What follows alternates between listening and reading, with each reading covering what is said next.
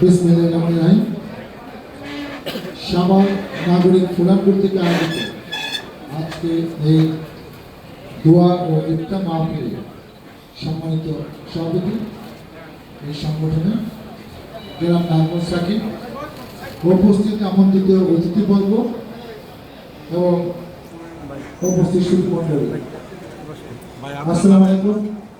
আমি প্রথমে তাদেরকে ধন্যবাদ জানাই, কৃতজ্ঞতা প্রকাশ করছি যে ঐতিহ্যবাহী সাভার এলাকায় একটি ভিন্নধর্মী সংগঠন সাভার নাগরিক ফোরাম আত্মপ্রকাশ করেছে।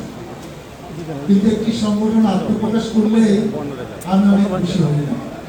আমি অনেক সমিতির কাহিনী জানি, অনেক সংগঠনের কাহিনী জানি, যে আপনারা যদি বাস্তবমুখী পদক্ষেপ কার্যক্রম না থাকে, এই 2-4 বছর পরে এই সংগঠনে খুব একটা গ্রহণযোগ্যতা থাকবে না এবং আপনি অনেকে ডাকলেও আবার সেই অনুষ্ঠানে অনেকে যেতেও রাজি হবে। অতএব আপনারা অনেক আশা ভরসা নিয়ে করেছেন, অনেক যোগ্য লোকের সমাহার ঘটেছে, আপনাদের ডাকে অনেক অ্যালার্ট পিপল এই সভায় উপস্থিত হয়েছে এবং আমি গঠনতন্ত্র পড়ে যেটা উপলব্ধি করলাম যে 30 বছরের উপরে বয়স হতে হবে, 2 বছরের জন্য কমিটি থাকবে, 23 সদস্য কমিটি হবে, 13 জন উপদেষ্টা থাকবে, তাদের 2000 টাকা তাদের ভর্তি রেজিস্ট্রেশন, প্রতি মাসে মাসে 2000 টাকা, 200 টাকা, এটা হলো বেসিক নিয়ম। কিন্তু আমি আপনাদের একটা কথা বলতে চাই যে আপনাদের টাকা দিয়ে আপনি আহামরি কোনো সেবা কার্যক্রম কিন্তু করতে পারবেন না।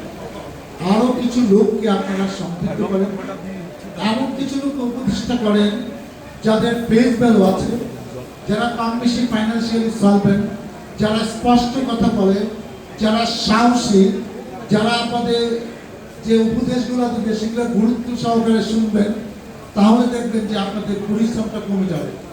এবং এমন কিছু কাজ করতে হবে যে কাজের জন্য সংগঠন বেঁচে থাকবে, যে কাজের জন্য অনেক লোক সম্পৃক্ত হবে, যে কাজের জন্য আপনারা ডাকলে সবাই ছড়ে আসবে।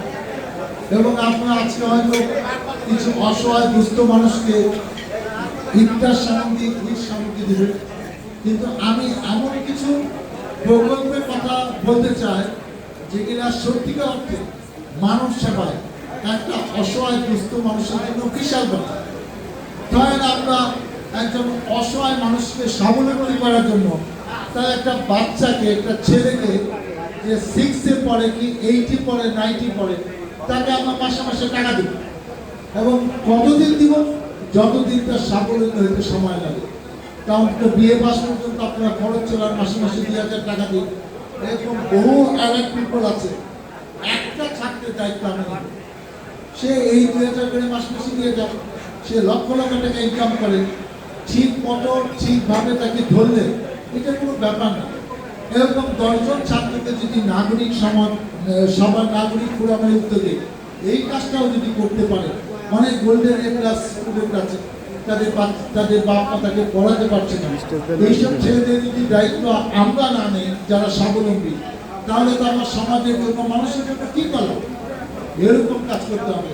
একজন হাসপাতালে এমন অসুস্থ, সে কিছু টাকা দিয়েছে, বাকি টাকা নেই, সে অপারেশন করতে পারছে না কিংবা হাসপাতাল থেকে রিলিফ হতে পারছে না, তাকে আপনি সুযোগ করে দেন।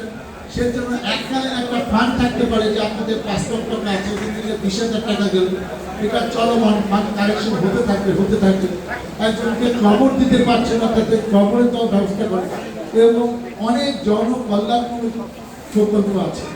আজকে কিন্তু বলে আমি শেষ করবো না, আপনাদেরকে সবাই অবজার্ভ করবে। ভিক্ষু তোমার নাম কি পরে পরিচয়, আপনারা কাজ করবেন, জনগণের পাশে থাকবেন, দুস্থ মানুষের কল্যাণে এগিয়ে আসবেন, আপনাদের কথা মানুষ শুনবে এবং আপনাদের পাশে সবাই থাকবে। আমি শেষ যে কথাটা বলতে যাচ্ছি, অ্যারিস্টটলের একটা খুব জনপ্রিয় প্রবাদ বাক্য আছে। অ্যারিস্টটল হল সক্রেটিসের ছাত্র প্লাটো, প্লাটোর ছাত্র অ্যারিস্টটল, একজন দার্শনিক। উনি বলেছিলেন, there is only one way to avoid criticism: do nothing, say nothing, be nothing. আপনি যদি সমালোচনা উঠতে থাকতে চান, আপনি কিছু করার দরকার নাই, কিছু বলার দরকার নাই, কোনো পদের দায়িত্ব নেন না, তাহলে কেউ আপনার সমালোচনা করবে না। আমি নিশ্চয়ই আশা করি আপনারা ভালো কাজ করবেন, আপনাদের ভালো কাজের সমালোচনা হবে, কিংবা এই কাজটা আরো সুন্দরভাবে কিভাবে করা যায় সেইটার জন্য পরামর্শ আসবে। সেই ধরনের সমালোচনা, গঠনমূলক সমালোচনা আমরা হজম করতে আমাদের আপত্তি নাই। অতএব সাহসী হন, জনকল্যাণে এগিয়ে যান। যাদেরকে পাশে রাখলে সংগঠন সুন্দর হবে, সংগঠন এগিয়ে যাবে। আপনার নেতৃত্ব আছেন, থাকে না, দেখে দেখে প্রতিষ্ঠা পারেন, খাতির করে পরিচিত জন, আত্মীয় স্বজন কাউকে প্রতিষ্ঠা গাইছেন না। এই সংগঠন ভালো থাকুক, এদের নেতৃত্বের সামনে এমন কিছু জনকল্যাণ কাজ হোক যারা আমাদের মতো রাজনীতিবিদরা করতে পারে নাই, সেই প্রত্যাশা করে, সেই দোয়া করে আমি আমার বক্তব্য শেষ করছি। আল্লাহ হাফেজ। বাংলাদেশ জিন্দাবাদ।